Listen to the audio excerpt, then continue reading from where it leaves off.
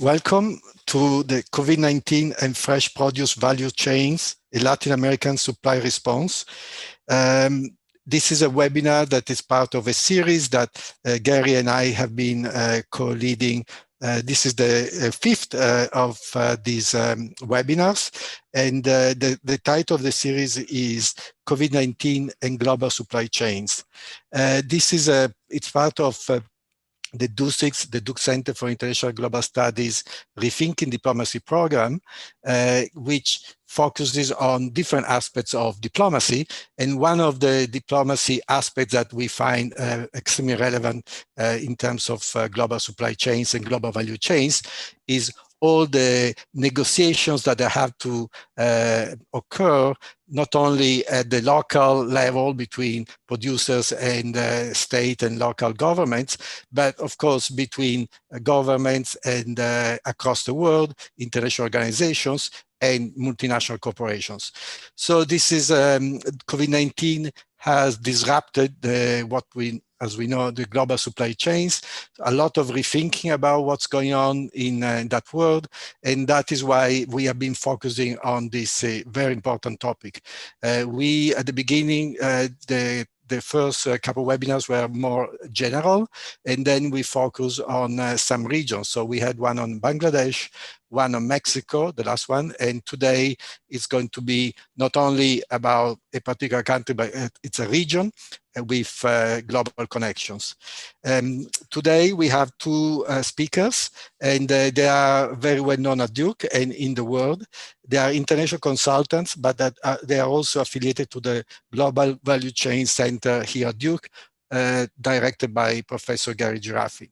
So Penny Bamber and Karina Fernandez-Stark are our guests. We really thank you very much for taking your time. You are both in Chile right now. So we are really looking forward to learn from you. The idea is to have this as a conversation. So Professor Giraffi will introduce the two speakers. He will say something about their background, and since he knows them very well. And then they will have a formal presentation with slides. Then Professor Giraffi and I will ask a couple of questions, and we will start asking questions from the audience. So please, attendees who are interested in providing comments and questions, even during the presentations, they should send their questions or comments through the chat, to the Q&A function, sorry. Make sure to use the Q&A function, and we will ask your questions and respond to your comments during the presentation and certainly after the presentation. Gary, thank you very much for being here. Penny and Karina, we are looking forward to hearing from you. Thank you. Thank you very much for the introduction, Giovanni. And it's a real pleasure for me to be able to moderate this session and to be able to introduce Karina and Penny with a few more words.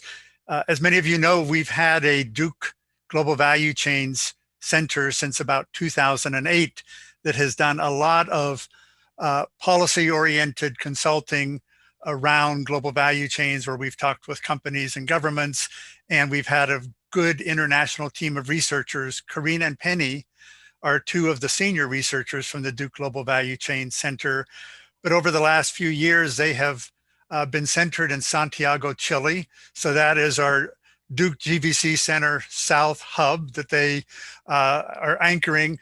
But it's also been a great advantage because a lot of the work we've been doing in Latin America, which has been growing, has been done by Karina and Penny. Karina is a Duke grad. I met her when she was a student in the MIDP program at Duke. She graduated from that. She's had a journalistic background.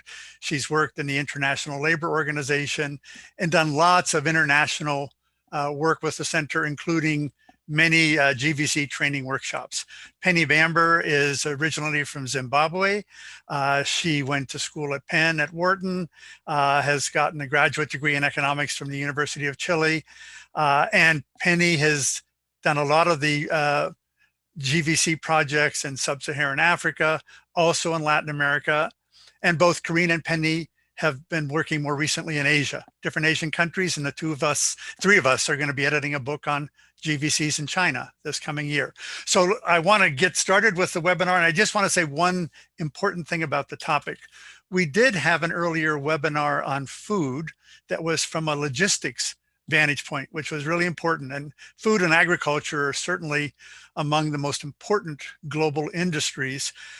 Latin America as a region is something that we have not addressed before today. We've talked a bit about Mexico in an earlier webinar, but I think Karina and Penny are going to be able to give us a perspective both on Latin America as a region, but also the importance of fresh produce as a key global industry and how that has been affected by the pandemic. And one final thing that we try to do a lot in our GVC studies is talk to companies. And both Karina and Penny have done a lot of interviews with the big agribusiness companies that are involved in the industries they're going to be referring to. So I think we want to try to always get a balance between the company perspective, talking to policymakers and governments, and then the academic framework that we build out of that. So without any further ado, I'm going to turn it over, I guess, first to Karina, and then Penny will follow. And as Giovanni said, we'll, after their presentation, maybe ask some initial questions and then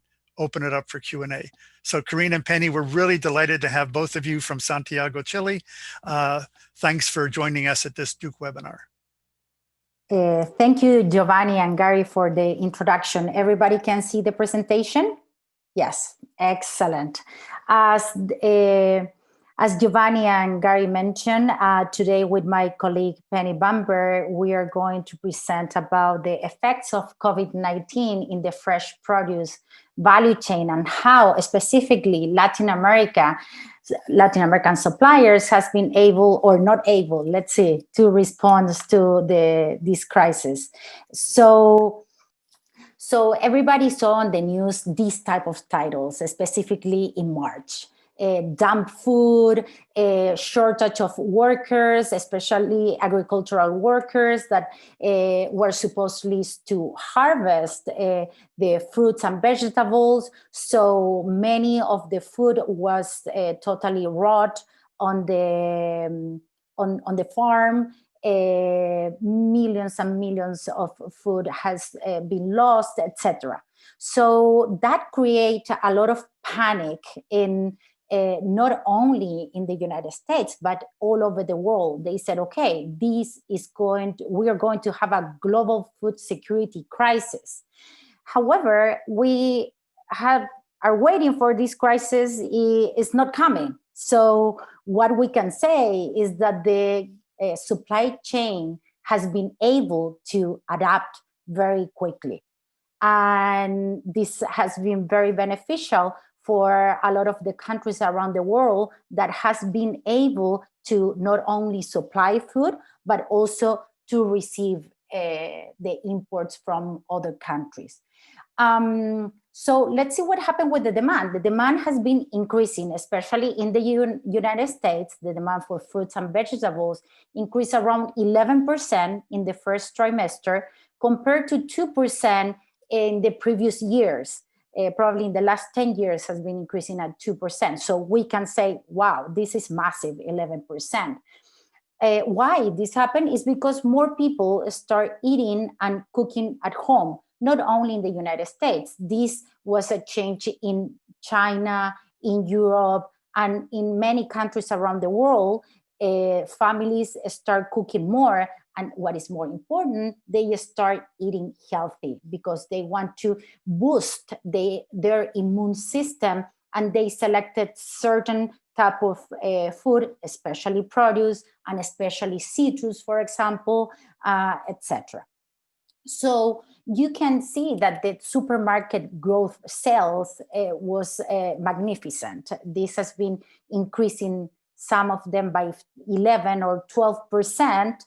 And this has been driven also by e-commerce. Certain e-commerce platforms from supermarkets increased 300%.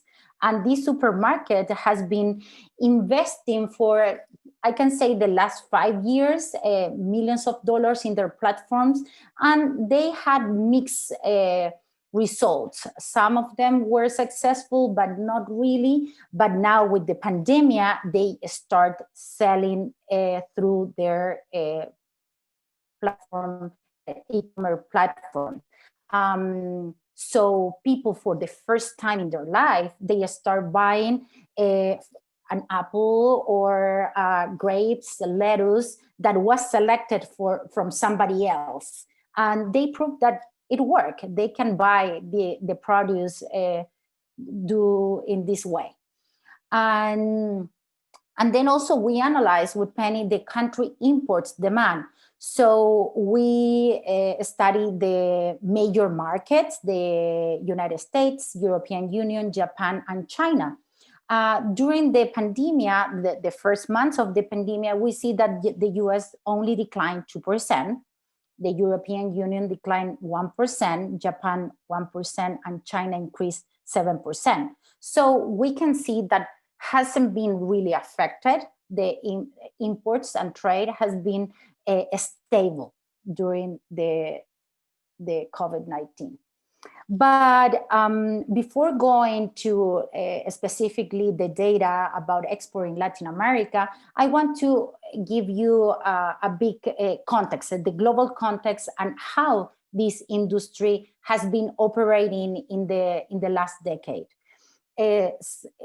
All regions participate in this value chain. Something very particular about this sector is the intra-regional trade that is about 50%. This means that one region usually sells among them to the neighbors. It's because of the nature of the products that is perishable. And the other 50% is extra-regional. But what we can say about Latin America, that is the largest extra-regional trader in this value chain. And it's a net exporter. In 2018, exported around 46 billions, and 9 countries of this region exported more than $1 billion. So you can see that it's an industry really important for Latin America. So any effect in this sector is going to have major impacts in their economy. And also another characteristic of this industry is that it has 2 types of end products. 85% is traded fresh, 15% is traded processed. In the case of Latin America, this combination is 80-20. So 80% of these products are fresh, and that has a major implications in the logistics. This means that 80% of these products needs to be exported in the correct time, because it cannot be seated for 1 day or 2 days or 3 days, because they are going to get bad, of course, and they need special conditions. They need to continue the cold chain in order to reach the market. And what are the major challenges that suppliers from the region are facing? The number one problem is shipping. Shipping in availability and also cost. There were problems in the port clearance, crew quarantine, that sometimes they had to stay 2 weeks in a port, the reduction in sailing. Sometimes it was at certain point the complete stop of air traffic when several airports around the world, they closed because many fruits, they are exported by plane. But the major problem was the reefer shortage.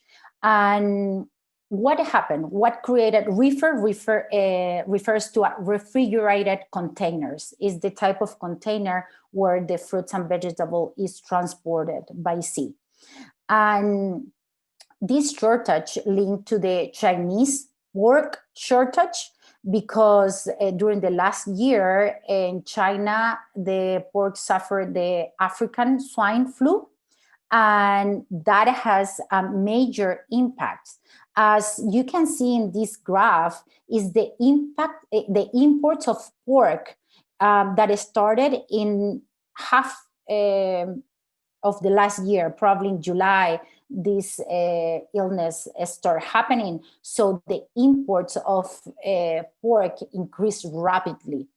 But also just before, during the pandemic, it was the Chinese New Year, and during any celebration around the world, you start eating more and buying more food. So it was an increase in the demand for not only pork, but also for fruits and vegetables.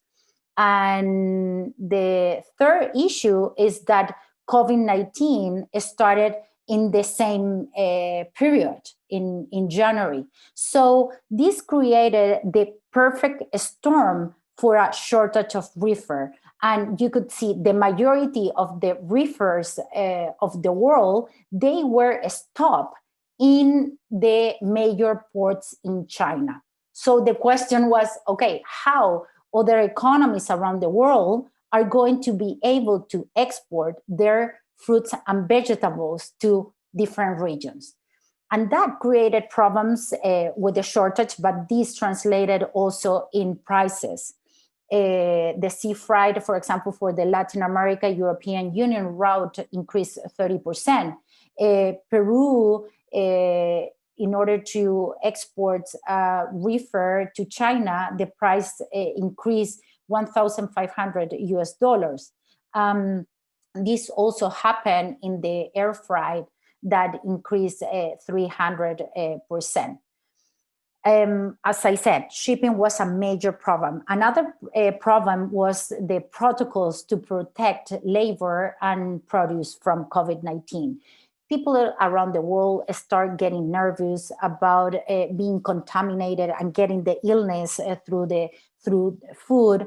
So many suppliers also start getting very conscious, and the workers start using masks as a protocol, and also distancing, new shift and working sometimes 24 hours a day. And the last challenge that we could identify, there are many more, but these are the most important, it was the change in the market channel. With the lockdown, many restaurants, casinos, schools were closed. And these food services represent about 20 to 25% of the demand. So from the supplier's point of view, it's not easy to supply to a restaurant and then that the restaurant is totally closed. So it's not easy to reroute these to a supermarket. You can imagine that the packaging and the certification, the standards, etc., is different. So it was not easy. It was a major challenge to this market change. Then when we see specifically how was the trade, the exports of the Latin American countries. So we analyze the key exporters in Latin America, that is Mexico, Chile, Peru, Brazil, and Ecuador, using data from February to April in 2019 versus 2020. Okay, so you can see the first country, Mexico, exports to the US, that is the major trade partner.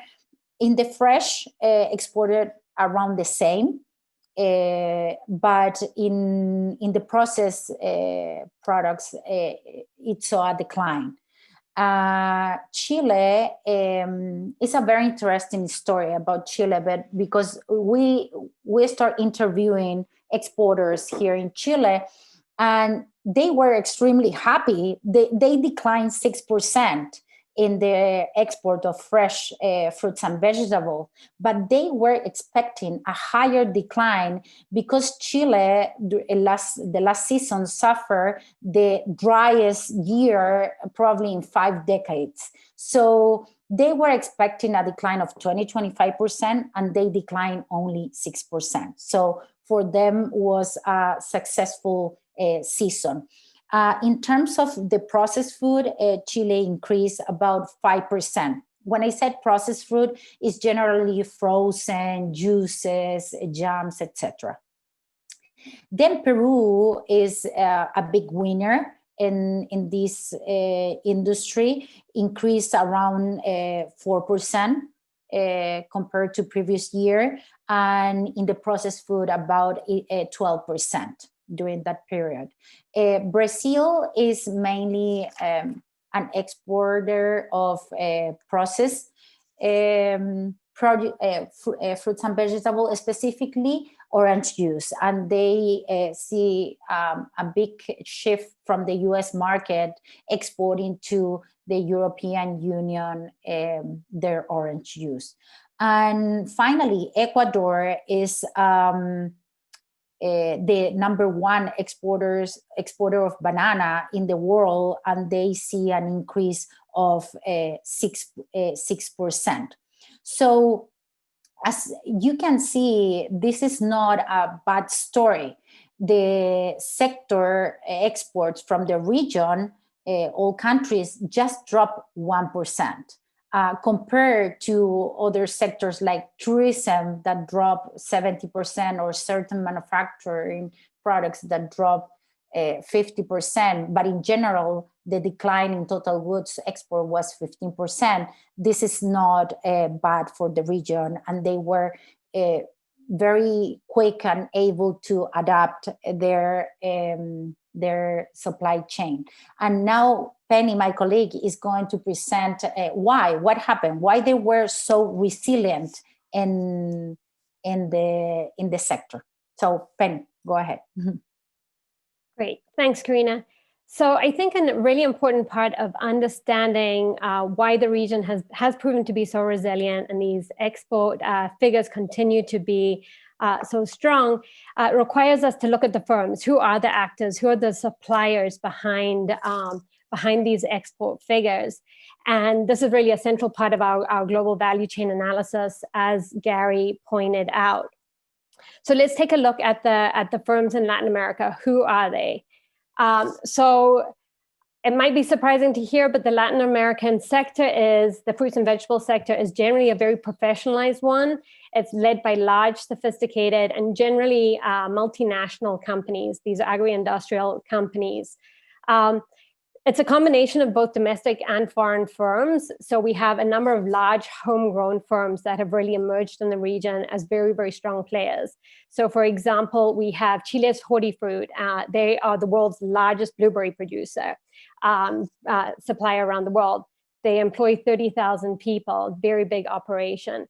Campo Sol, which is Peru's biggest exporter, was the world's largest asparagus producer until recently. They employ 14,000 employees. But the region has also attracted a lot of FDI from both the northern countries, the global north, as well as from the southern hemisphere. So we see the traditional big fruit names that a lot of people are familiar with, such as Dole and Del Monte, have their operations here in Latin America. But we also have foreign direct investment from suppliers such as Westphalia from South Africa. So Westphalia is the world's largest avocado producer, and they're producing in a number of export operations here in the region, including in Colombia, as well as Peru and Chile. And so we have this mix of strong domestic, strong northern foreign direct investment, and strong southern foreign direct investment, which has really created a great culture for capability development.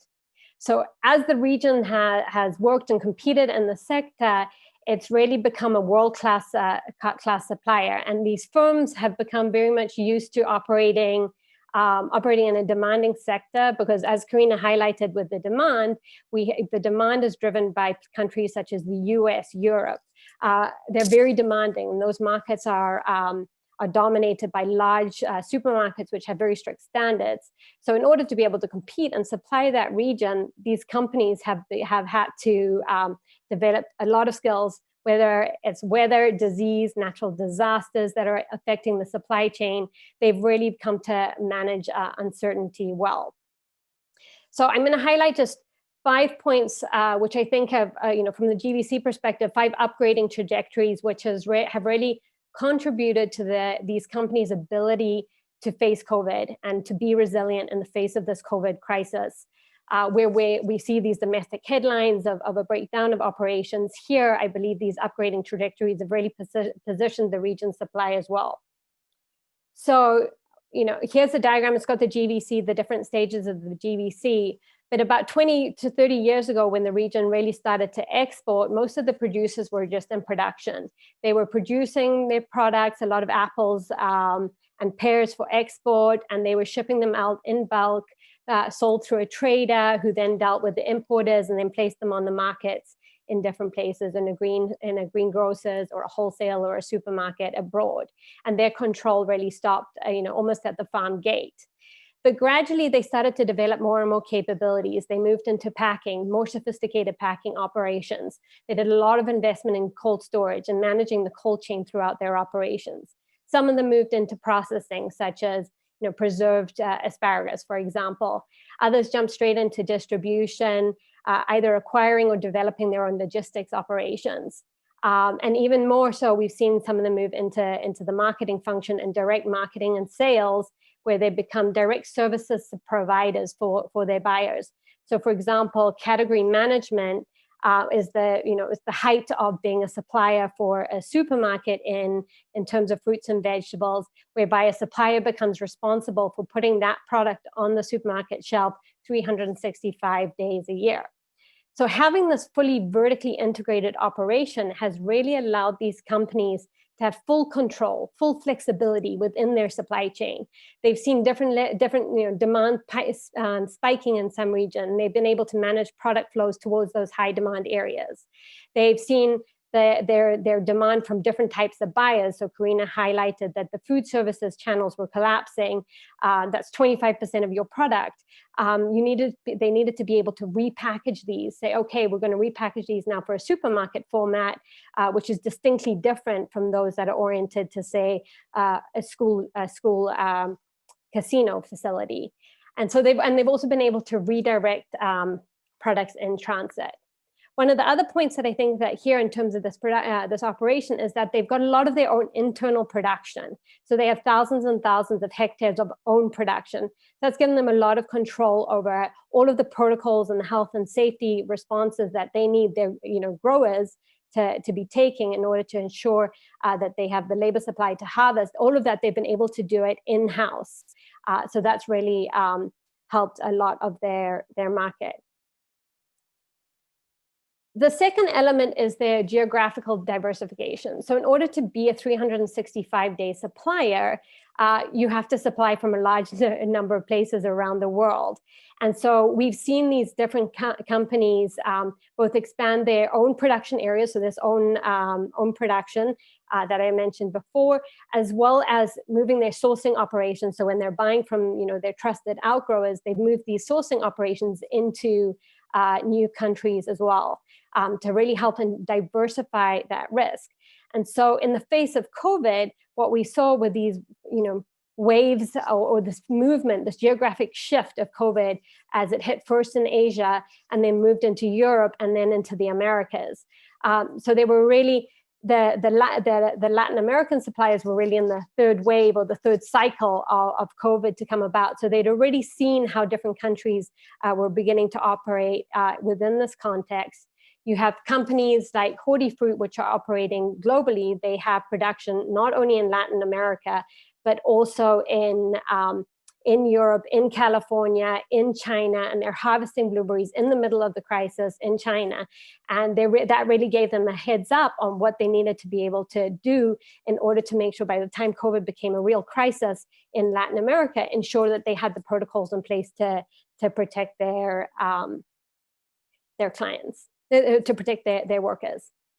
The next point is product diversification and upgrading. So this, really over the course of time, these firms have been doing it to increase the value captured for themselves, as well as the quality of the products, and to reduce the risk. So we've seen producers diversify across a really wide range of products. And here's an example from some of the work we did with the World Bank. On the left-hand side there, you see a graphic of the Peruvian fruit exporters from 2012. And then we just spotlighted in on Campo Sol as the biggest producer from 2019 on the right. But you see this diversification of their product mix. In 2002 and 2004, they're almost exclusively focused on asparagus. But you see this gradually diversifying into other products such as avocado, passion fruit, mango, citrus, and grapes. And then in 2019, you see that blueberries are playing a really important role in Peru as well. And that diversification has really meant that as the consumers have changed their behavior with COVID, they haven't been particularly exposed in any particular product category.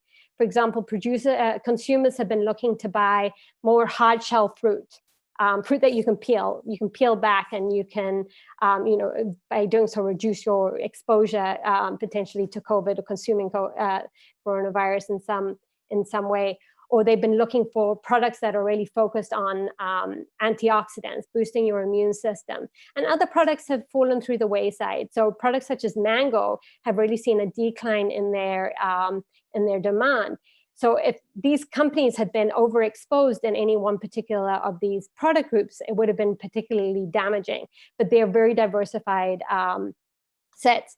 So we can see that as they're looking towards 2021, the season, one of the big fears for the food crisis is not necessarily this past season, but looking forward. If you didn't sell your crop, how are you going to finance next season's crop? But when we look at the producers, 2019, 2020 season, they're reporting higher profitability than they were in the 2018, 2019 season. The next element that I think is maybe quite surprising is the degree of automation that's already happening amongst the Latin suppliers. So these are two photos taken in Latin America. They're not taken in, these are not European factories. On the left-hand side, we have the cherry automated selection machine that's running at Verfruit, which is one of the big producers here in Chile. And those machines can pack something like 5 containers of fruit a day. So this is a significant amount of fruit that's coming out of these pack houses.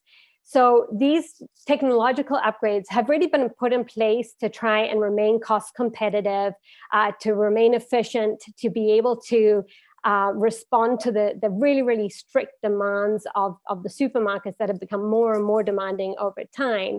And this has been the supplier response. So, the other thing here is you probably notice that there are very few workers in these factories. And one of those, one of the things that's helped now in the terms of COVID is that you have far fewer people in the factories. There's far less risk of infection or even cross-contamination within these pack house operations. And so all of these technological forces that were pushing before COVID have really allowed these operations to continue to function without having to rely on very large workforces. And finally, the final piece of these kind of upgrading strategies that I think have helped really well position these producers is that they've upgraded all the way through to the end of the value chain into their own distribution and their own marketing, and as well as diversifying their markets, their end markets. So they have their own distributors in major markets and emerging markets worldwide. So if you look at all of the bases where they're the main trading hubs for fruits and vegetables, LAC, Florida, Rotterdam, Shanghai, these companies have sales and marketing teams already placed in these locations. And this has really helped them to establish very strong commercial networks. So if they see that one buyer is, a buyer is dropping off in one particular channel, they're able to reorient their products to another channel. And we spoke to multiple suppliers who mentioned that this has been something that's been really important to them through the course of COVID, as lockdowns have phased in, phased out. It's all rather confusing, and they've really been able to respond very quickly. The second point is that their sales are divided by geographic markets. And I think this matters, particularly amongst the trade policy experts out there. This matters tremendously in this industry. If we think about those headlines that Karina showed right at the beginning, they all showed, a lot of them were referencing domestic supply chains, to be honest. They were the producer in Washington State that sells to the main cities within Washington, or they're selling to just 2 states apart, or moving product just across 2 or 3 country borders within the European Union. Those countries and those suppliers were very exposed to a very limited number of markets, and they hadn't really gained the expertise to find other geographical markets beyond that. But when we look at the producers that were selling out of Latin America, what we see is that they're very, very diverse. Camposol exports to 44 countries. I think Hootie Fruit exports to even more. And this has been a real tendency amongst industry players to search for a new market. And this makes them different from the other regions around the world that do supply within the global value chain. So usually Southeast Asia, they supply the Chinese market or the Asian market. North Africa supplies the European market. And Sub-Saharan Africa largely supplies the Europe market as well. But the Latin American suppliers actually go fairly distributed around the world. Not all of it goes to the US as one would expect. There's a huge amount that goes on the LAC to the European Union. That's actually one of the most important sales channels globally in terms of moving product. So, and then Chile has 30% of its product going to China these days. So they've really been able to diversify this base, and hence been able to reduce their exposure at as any wave of COVID has crashed into a particular market. They've been able to diversify. So, just as a quick summary, I believe their resilience has really been, this wasn't this year we're responding to COVID. This has been a 20, 30 years in the making, a very strong upgrading story, which prepared them in order to be able to respond very quickly to this crisis. And I think this has important implications for other regions around the world. That's it. I think I'm looking forward to discussions and questions. Great. Well, Karina and Penny, thank you both for a fascinating overview of what's going on in fresh produce. I just want to make one comment and then a question. The comment, one takeaway that's very surprising to me is that COVID-19 had caused so much slowdown among all world regions that to have a big industry like this that didn't lose dynamism, that basically I think is a real surprise. That this is one of the few industries that wasn't taking a nosedive in terms of output and demand. And I think one of the reasons that you've highlighted is just how high tech this industry is. I think when we think about agricultural exports and we look at our textbooks, a lot of people tend to be thinking of commodity exports. We tend to be thinking of wheat, rice, soybeans, or corn. But what you've been highlighting here is what people have been referring to as high value agriculture. And as you pointed out, particularly fresh produce. And I think when you start to see Chile's the leading blueberry producer in the world, or Peru, the leading asparagus producer, or Ecuador, the leading banana producer, we begin to see how much is invested at a country level in terms of these patterns of specialization that allow them to be globally so prominent. And as you were pointing out at the end, Penny, a lot of that is because the multinationals that are involved are totally world-class. The question I have just is back to a COVID effect. When we look or heard about some of the impacts of COVID in food industries in the US, the meat processing plants, workers were getting sick because of the concentrated nature of their production. But even agricultural industries, growers seem to be cutting back because workers couldn't actually go to the field. So a question for the Latin American cases that you both reviewed was there an impact of COVID on the workforce? Because since this is fresh produce, it's got to be gathered. It can't all be mechanized. Once you get into the processing side and the logistics, I can see where mechanization is going to kick in big time. But has there been any way of buffering the workforces, or has COVID really affected Latin American country workforces? And has that varied a lot by country? So let me stop there. Just get your reaction. Mm-hmm. Okay, maybe I can take this and Penny can supplement. Okay, what has been really different from the European Union or the United States is that Latin America relied on their own labor inside the country. And what happens in the United States is that they rely on immigrants. So as soon as the pandemic started in, for example, in the United States or in European Union, they closed the borders and they couldn't allow workers to enter. And actually we saw in the news, Penny, do you remember that they have to hire their own army? I think it was Spain, army, and in Germany as well, to start harvesting their products because they didn't have enough labor. This didn't happen in Chile or in countries in Latin America. Chile is the one that has more immigrants working in the farms, but they live here. The majority of them live in the country. So that was not a problem. In the packing plants, they already established an important protocols. What really changed is that they did really well was organizing by shift. So they start working 24 hours probably, or in the farm, it was sun to sun. And that allowed to complete all the job, maintaining the distance between worker to worker. Penny, I don't know if you want to add something else. I think one of the key things was also when we spoke to companies about labor, they said there was no shortage of labor. And so I think this is, again, is one of the key things of this inter-industry effects of COVID. So many industries got hit so hard and ended up laying off their workers, particularly,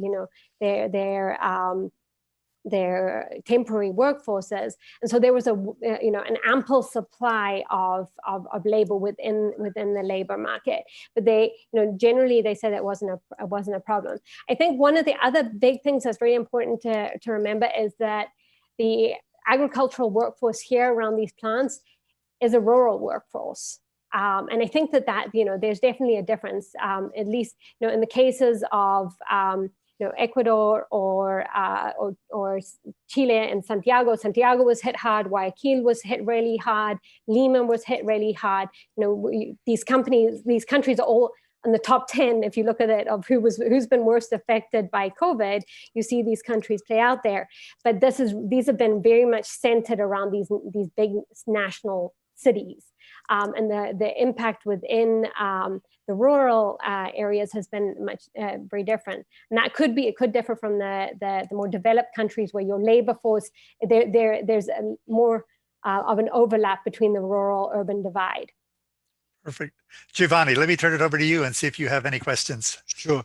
Actually, I do have a comment and a question, but before that, I would like to ask you questions on behalf of some attendees, since they have been patient. And I also take the opportunity to remind other attendees that if they do have questions or comments, please use the Q&A function. So there is a question from a student, Blake McCann, who is asking, why does Latin America account for such high volumes of extra-regional trade versus inter-regional? Does it have to do with selective agricultural products only found within the region? You answer a little bit about that, but if you want to expand on this point, which is a very important point. Okay. So I think it's a mix of both, and it depends whether we're looking at the volume versus value proposition here. I think in terms of volume, there's one very big point, and that's bananas. So from a volume perspective, bananas are the most traded product by a long shot. Within the global fruits and vegetables. So, most of the containers that are moving with bananas on them.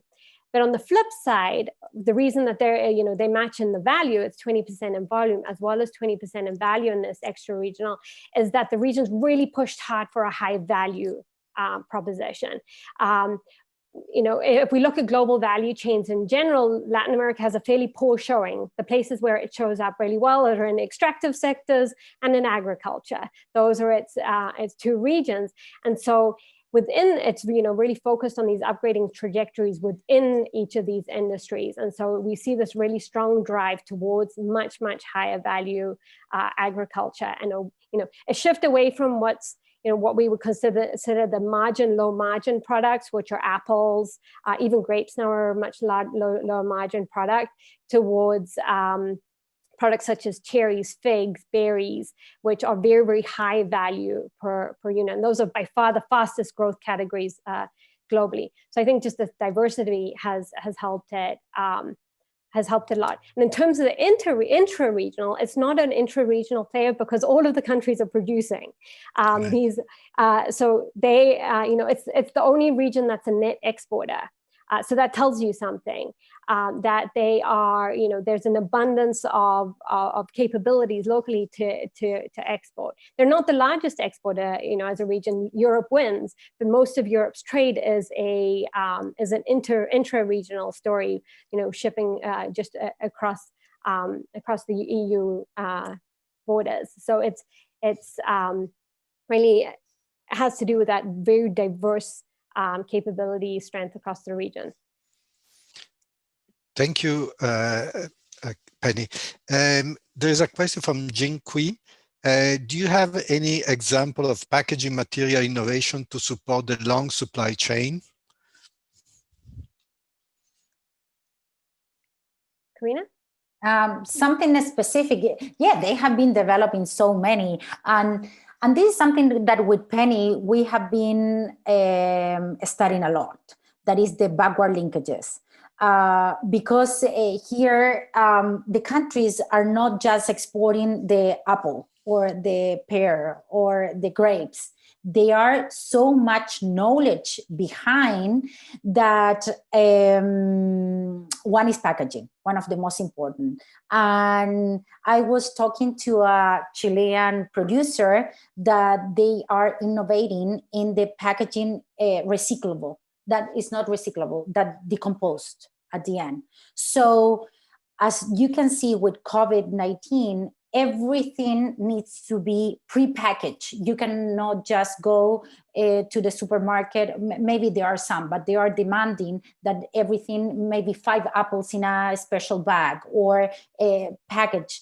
We don't want, we're in the process of get rid of packaging. So what they can invent, and this is one of the invention that they mentioned to me that they are developing, is this that dissolves and it doesn't contaminate. So maybe is going in that direction to expand the shelf life. Yeah, this is something that is happening every single day, because increase the shelf life of a product start from the beginning, from the genetics. So you can see the R&D centers in different parts in Latin America is trying to make a product more resistant and try, because the trip from Latin America to China takes 45 days. So it's really important the way that you are going to package that. But also it's very interesting, another technology that they send in these reefers, and nowadays you can control the temperature and humidity from land. You said, okay, maybe it's going to take longer. Okay, I have to reduce 1 degree, increase the humidity, etc., because I'm going to reroute the ship. I don't know. So there are so many innovations in agriculture that you cannot imagine. Right. I think that point that Karina just mentioned about knowing what's happening inside your container and this advent of the new technologies that have been allow us to see what's going on inside the container has been, central to what's happening with COVID, because Karina highlighted that all these containers were coming in towards the Chinese ports just for Chinese New Year. It was fairly typical, and then amplified by the pork crisis. But that meant that a lot of these containers sat at the port. They sat there for 2 to 3 weeks. And so if you think of fresh fruit that's already traveled some 3-4 weeks in a container, to then add another 3 weeks there, and to be able to look and see and monitor what's happening with your product, and whether you still have a viable product for sale. So whether it's worth it to be trying to find a new market, a new buyer, and how you want to manage it. I think that's been an essential new tool. And the other point that Karina highlighted on the R&D is, I was speaking to a leader in the reefer container industry, the shipping industry, and asking all about these technologies and how it has evolved for this long-term shipping. And she looked at me square and she said, "Your product that comes out on the end can only be as good as the product that went into the container in the beginning. The shipping is like, the best we can do is do no harm within the shipping cycle. But what happens at the beginning and what quality of the product that you're putting into this container is really so much more important than how I manage it over the course of time, over the course of transit." So I think that we might want to shed responsibility or say, that logistics part actually belongs to a different actor within the chain, but it's back there on the farm. What products are you growing and how you're producing it? That really makes the difference between your product gets to here to, the next town, or whether your product gets from here to China. Thank you. And before I move to the next question, I want just to add a comment to your last remarks. And one of the webinars that we had was on logistics, and in particular, the food supply logistics. And what was really striking is the resilience of this particular type of supply chains. And so these two data scientists who share their experience with us, in a way, confirm what we are saying. And it shows how not only resilient, but how many other global supply chains can learn from this particular global supply chain, because this has been an issue for forever. In a way, agriculture has always been unstable, but so this is confirms that I understand why, in particular, Chile, but also other Latin American countries are ahead of the curve in at least in this sector. So, which is very important, and it could be an example for other sectors. The next question is about trade agreements. So, what is your opinion on the new trade agreement with Mexico, US, and Canada? Which country was more beneficial? So, this refers to the USMCA.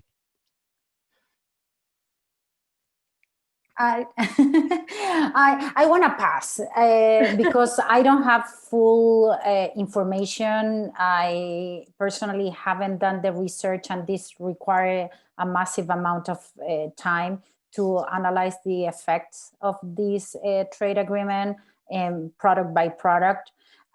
So I pass. I don't know if Gary has certain information or Penny. I'll add there. As we haven't really delved in deeply to the impact that the agreement is having, but I can say it's of extreme importance to Mexico, because Mexico and Latin America by proxy, because Mexico is by far the largest exporter of these products from the region, right? And the majority of it, upwards of 85% is going to the United States. So they're very interconnected within this, and anything that interferes with that flow becomes very important. So, for example, when there was a lot of concern about immigration and there were delays at the border, between the US and Mexico, the fresh produce just couldn't move through those border channels. And, they got to the point where they were using ocean liners, container ships, to move this produce from Mexico around the border and into the Los Angeles harbors, so into the Los Angeles ports. And so anything that creates tensions within that is going to have an impact on the region. Mm-hmm. I would like to add to that again, we have been lucky because the event before this one was precisely on Mexico, and we were lucky to have the president of FedEx Mexico, who certainly knows a lot about what's going on in Mexico, and of course about the new NAFTA, let's call it that way. And I think that for Armando, when we will send a summary of this webinar together with a video, we always, and we will make sure to add the links to the previous seminars and webinars, because some of these issues were addressed at the time. I want just to make a general comment that it's difficult to say now about the impact of the new trade agreement, because it is really new, sort of. But the direction, and this was confirmed by Mr. Torres and also by a representative from the US Embassy, and the previous week, a couple of weeks ago, by the Mexican ambassador to the US, is that the new trade agreement is working well, and certainly is a good model for the future, especially in light of COVID-19, because one of the major outcomes of what's going on now is that there is reshoring, nearshoring, and so the global supply chains is changing rapidly. In some of the operations that were perhaps were in Asia or in other parts of the world are moving to Mexico or to other Latin American countries because of the proximity to the US. Gary knows a lot about this. He might say something about that.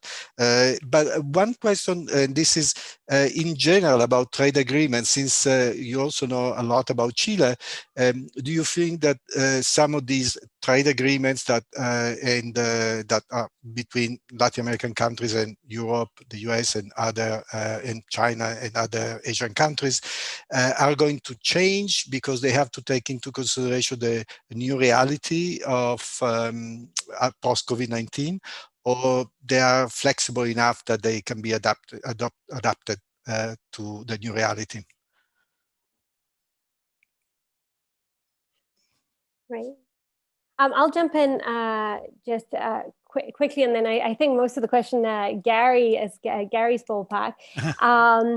But in terms of, so with both countries like Chile, Peru, and increasingly Ecuador, there's been a very strong focus on gaining market access.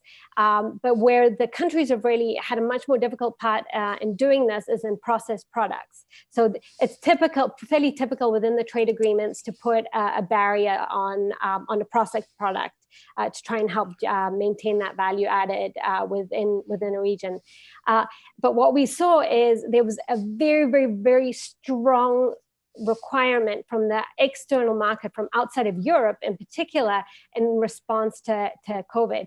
In March, imports into extra-regional imports into Europe for processed fruits and vegetables increased 10%. So you have double-digit increases in 1 month coming out of Chile, out of Peru, out of Ecuador, Brazil. So you've really got a huge push for these processed products. And so with these countries stepping up in a sense to help Europe face its food shortage in this period, as people were panic buying, maybe there's going to be a longer term trade-off in that area. What products does Europe need to rely on from these external suppliers? So I think there's room for growth.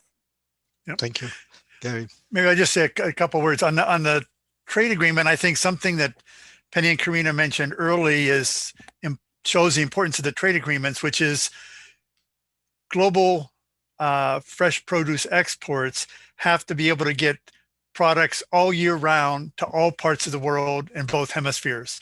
So that means you need as many trade agreements as possible, linking all the countries so that you've got a continual supply of this fresh produce everywhere.